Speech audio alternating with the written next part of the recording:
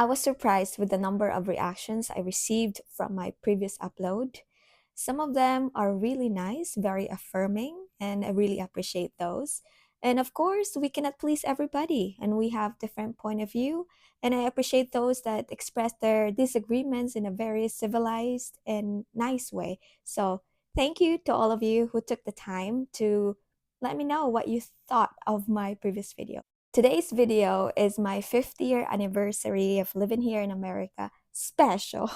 And also, this is also a celebration of crossing over 5,000 subscribers. Thank you so much to all of you. If this is your first time here on my channel, hello. Thank you so much for dropping by. My name is Arlene. I am originally from Cebu, Philippines, and I arrived here in Washington State on December 18th, 2019. I would like to start this video by addressing the questions of one of my subscribers, Paul.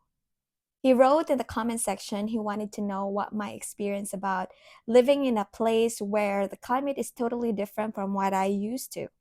He also asked me about how I feel about being away from my family. You know, being a Filipina, and we're very big on family. And lastly, he asked if there are things that I find here in the US that make me unhappy. All of those and more will be addressed in this video. We live in the greater Seattle area. The climate here is nice. Well, not as nice as California, and definitely different from the Philippines. Although I find, or we find, that living here in Washington State, we feel very lucky compared to other states, or especially like some areas in Canada where they have extreme weather. When I arrived here, it was winter. So I immediately felt the difference between America and Philippines. And here in Washington, during winter, it tends to rain several days at a time.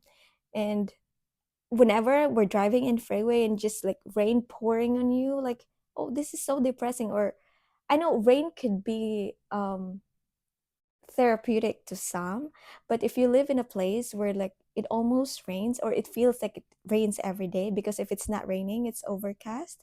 And if you're somebody who came from a country that's almost like sunny year round, you would feel depressed. But after living here for 5 years, I find that winter is not that depressing after all, because there's a lot of activities that you can still do during winter, or you can only do during winter. And yeah, there's a lot of fun stuff. And if you're new to that place, of course you don't know all these things that you can do during cold weather. So I thought that, yeah, this is so depressing. There's nothing we can do. Not really. During those times that you can't go out because the weather just don't allow it, or it's just too cold for you, grab a book, listen to podcasts, further your mind. And I know it can get really icky sometimes, especially when you have to do the chores outside the house and you got no choice. You have to brave the cold or brave the rain. And during winter here in Washington, sometimes grocery shopping is a tedious task. When I arrived here in Washington, my husband greeted me at the airport with pocket warmers. And I highly suggest, if you live in a colder climate, that you do the same. Your Filipino will really appreciate it. After living here though for 5 years, I no longer need pocket warmers unless we are going to the mountains and have some fun time in the snow. All right, let's move on. My experience being away from my family. Actually, this setup is not new to me, because when I studied for my degree, I lived in Cebu City. So I was already accustomed to being away from my parents. But yes, this is the longest time that I have been away from my parents or have never visited them. But thanks to technology, we get to visit several times in a week. So that really helps a lot of not being homesick. But do I wish for them to be here with me? Absolutely. In fact, my husband and I offered that to them, and it's just that my parents don't want to live here. They said that that's so funny. My dad said, "Oh, we're just gonna die if we're gonna live in the U.S. because it's so cold in there." And no matter how much I explained to them that it's not cold year round, it's like their mind is shut. But I also understand though, because they're used to the life there. It would have been really nice to have them here. Our kids will grow up with Lolo and Lola. That would be amazing. I will have help around the house. That would be so nice too, because I'm working full time, and house is quite big to, maintain and keep up. But that's not the case. And also, it would have been nice. I could like show them the places they could eat the kind of food that I'm already eating here in the US. So, but they don't want to, and I don't want to force them. And now let's talk about the things that I find here in the US that make me unhappy. Well, I'm not really that kind of person that, dwell or like focus on the negative. So when I read this question, I was like, yeah, what is it that I find or that make me unhappy? Of course, there are some discomforts here and there or things that I don't agree with, but because I don't like really focus, like I focus my attention to the positive things. So it took me some time to like really answer this question. And probably because we have it really good here in America and like God has blessed us so much. Yeah, thank you so much, Lord Jesus, that I somehow like gloss at the negative. But like to answer this question though, well, yeah, the cost of living here is it's very expensive and somehow the system is penalizing the middle class.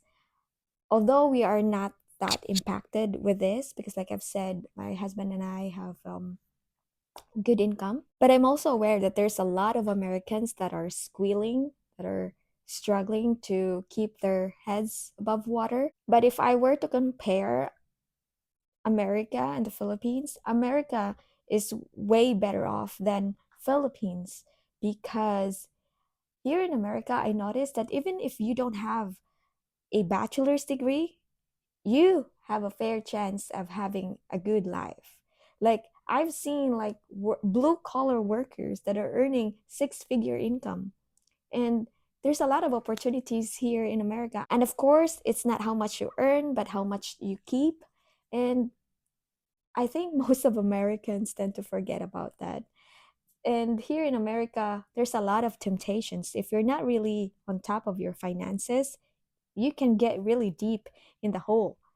The access to credit is very easy compared in the Philippines. It's easy to instant gratify yourself, and yes, a lot of people fall for this trap. You have, access to pretty much everything at the tip of your fingertips here in America. So watch out. And of course, if you go to grocery stores or department stores, there's a lot of nice things that you can spend your money on in here. So that's why people can get easily sidetracked with their goals if they're not focused on where their dollar should go. All right, let's talk about my experience gaining employment here in America. Getting my foot in the door of corporate America was hard. It was difficult and was demoralizing, as my husband would put it. I probably sent out 50 applications, and it was at the height of the pandemic at that time. So some of them came back to me and said that, oh, we canceled this job posting, and others just did not bother replying me. And what's even frustrating for someone like me who did not have my college education here in the US is that sometimes there are these companies that even if you submit your resume, they would ask you to fill out their forms on their website, and then there's like a drop down of where you had your degree. And of course, my university is not in the drop down list because I had my degree in the Philippines. So that was the frustrating part. But the moment I got my first job here in the US and had my like and had worked there for a year, I find that securing my second job was way easier. I sent out 5 applications this time. 3 of them gave me an opportunity to interview, and then 2 of them offered me a job.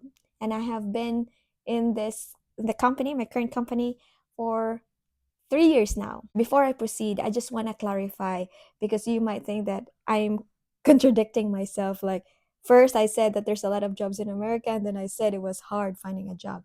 Well, like, even right now, like, I can easily go outside and get a minimum wage job. But I aimed for a corporate job and a higher position. And I am really grateful for my husband for encouraging me to aim higher.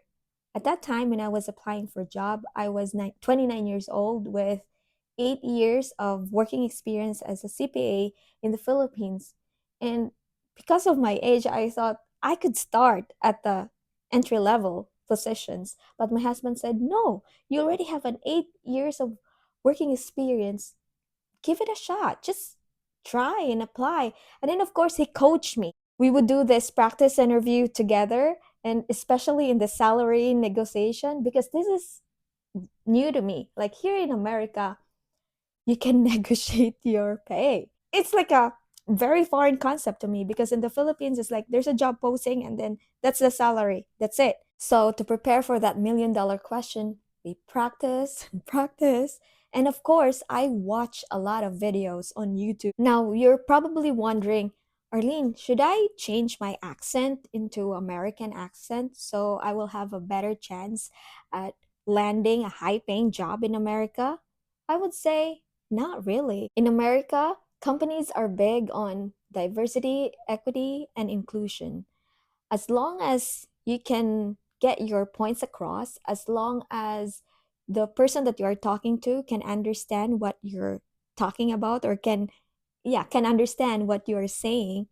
Yeah, like if you can enunciate your words, that's good enough. Moving on, America is a very car centric country.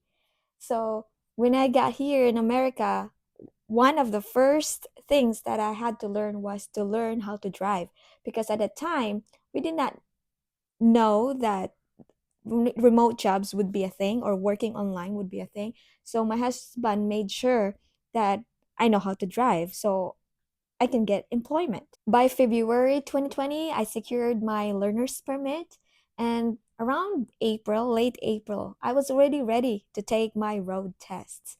But then when we went to 911, they said that, oh, we could not let you use your own car. So we've decided that we're just gonna wait. And June passed and July passed, and it's still the same. So finally in August, we've decided that by hook or by crook, they're just gonna take the road test and use their own car.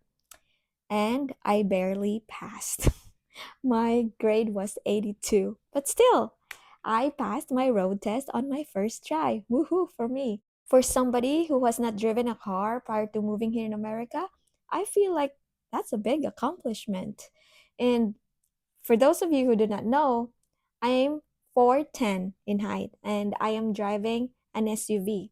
At first, it was so hard. Like I was driving like so close to the steering wheel, and my husband will get stressed. It's like, "Don't drive that way. It's not safe." And I'm like, "But I cannot see the hood. I cannot see properly." And oh boy, was I a terrible student. My husband was my trainer, and actually, some people said that that's a bad idea. But anyway, my husband was my trainer on my first time to drive on a freeway, I-5. I remember I was crying. My husband was yelling at me, and I was already stressed with how fast the cars are. Like they're like flying to me, and my husband was like, pick up your speed.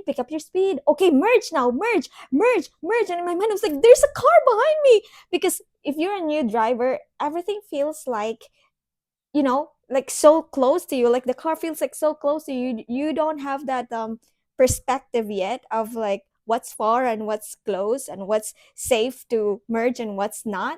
So I was so stressed. And then now you're on I-5. But then in the freeway, there's certain lanes that you should not be in there unless you want to exit. So my husband was like, "All right, you need to switch lanes any day now, any day now." It's like, oh my God, this is so stressful. And now I'm very proud of myself because I am no longer scared of freeways. And I hope my story serves as an inspiration to you if you're a 410 Filipino like me, that you can do it too. If I can do it, you can do it.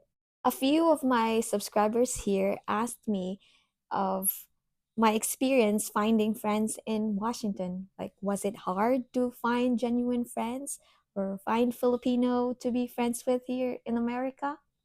My answer is Yes, especially if you're looking for quality people. I'm not saying that there's only a few quality Filipinos. What I'm saying is that it's just so hard to trust somebody to, you know, enter in your life. And another factor for that also is Filipinos already have their lives here and they're busy and they don't have time for friendship.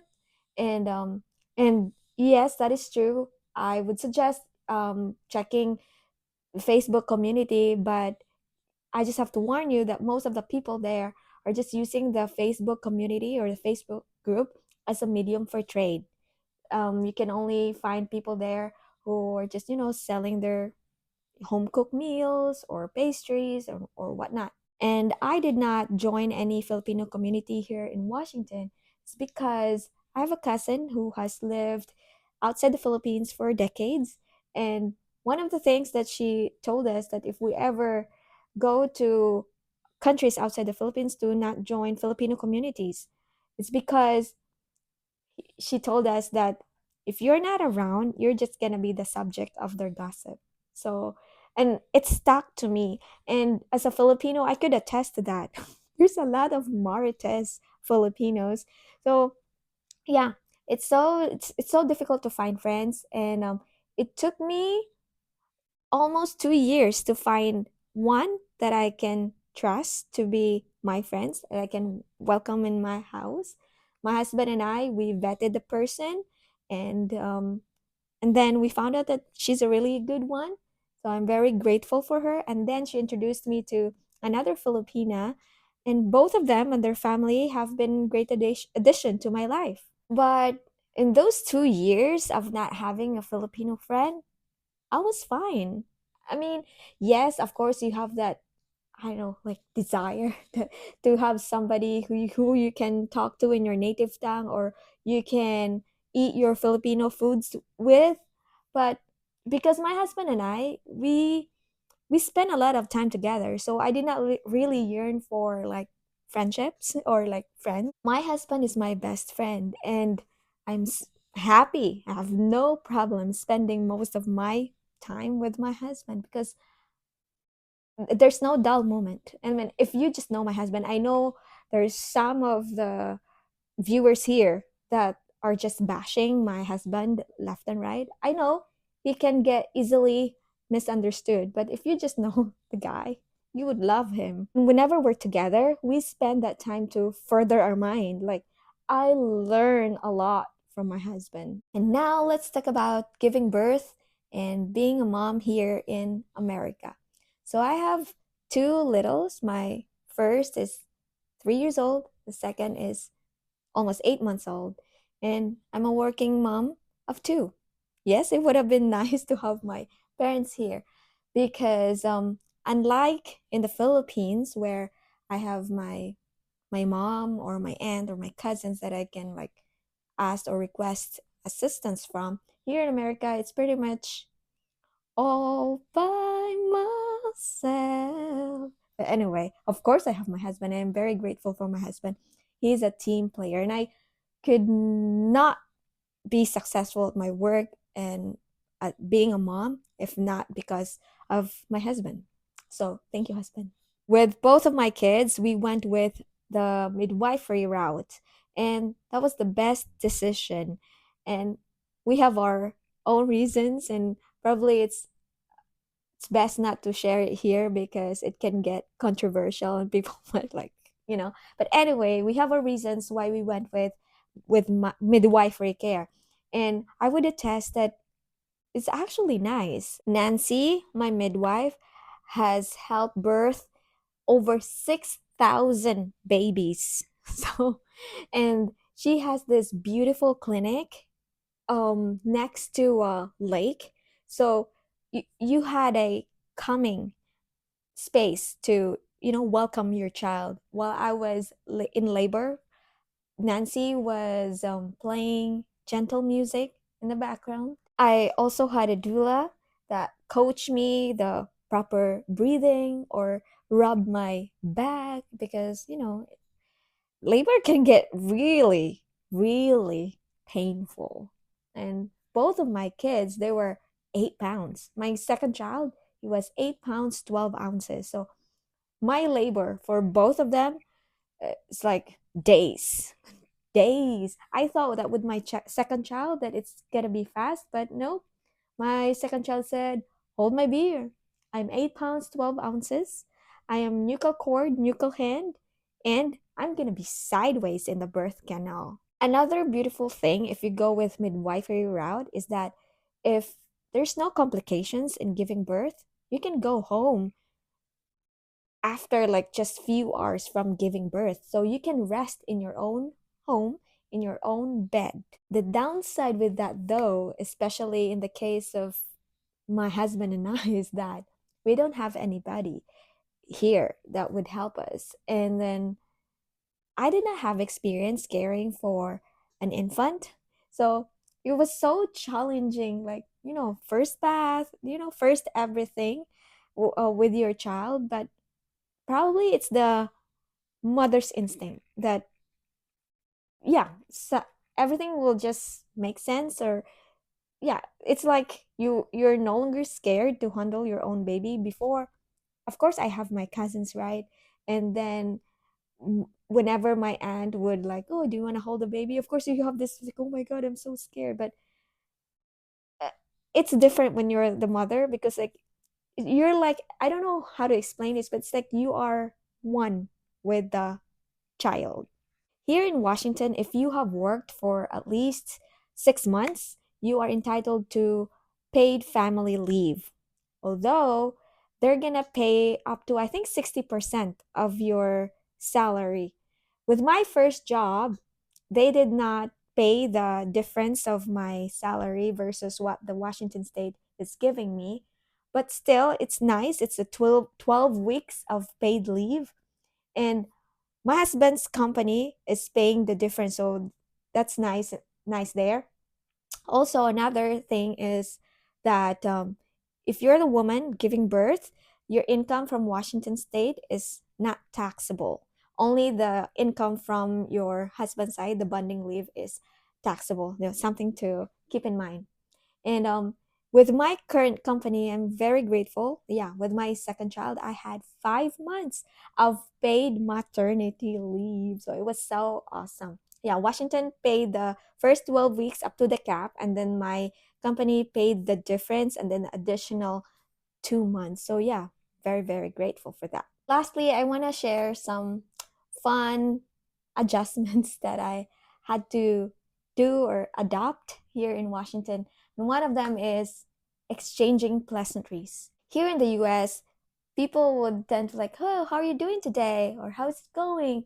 At first, I would like freeze. I'm like, what to respond? Like, how do I respond to that? Like, but then after several weeks or months of observing how my husband respond to it, I am now, after living here for 5 years, I'm now able to respond, "Yeah, pretty good, awesome, great." Before, I don't know why it was difficult for me to respond like that. Maybe because whenever somebody's asking me that question, I tend to like my brain is like wired to like try to answer the Filipino way. Another thing is like, "Is there anything else I can help you with?" Like, when you're like calling the bank or something, I had to like really practice like, um, "I think that would be all. That concludes my business for today," something like that. So at first it felt awkward and unnatural for me to say those things. But yeah, after living here, I think I sound natural now. And oh, using your debit card in the POS. And yeah, at first it's just so confusing. Like for somebody like me who is an immigrant, like when you use your card and then you were like, "Oh, there's like cashback." I had to ask my husband, "What is cashback?" And my husband just say none. So, or like, also there is some establishments that even if like they're not really doing like extra service for you, but it's like in their POS there's like a tip. Before, I'm so conscious because like what would be the person behind the counter would think of me whenever like I skip the tip. But now I came to realize that if they did not earn the tip, you don't have to feel guilty if you don't pay the tip. And again, as a bonus, I just want to share that as a 4'10" woman with a size 4 shoe size, it was so difficult to find shoes that fit. Thankfully, I discovered Nordstrom Rack. Well, I can go to Nordstrom, but you know what? Prices there are crazy. I don't want to pay that. So when I discovered about Nordstrom Rack, I was so happy because they carry sizes that are like all the way to size 4 in the adult. I have some friends who said, you know what, just buy from the kids section and it's cheaper that way. But you have a very limited options though, because in the kids section it's like glittery, it has like, color pink. I mean, and I don't want that. I want to look professional when I go to the office. So yeah, thankful for Nordstrom Rack for that. And I think that's pretty much it, everybody. And I think if I missed anything again, I will put it in the comment section below. If you are curious about the lessons I learned after living here in America for 5 years, check out this video.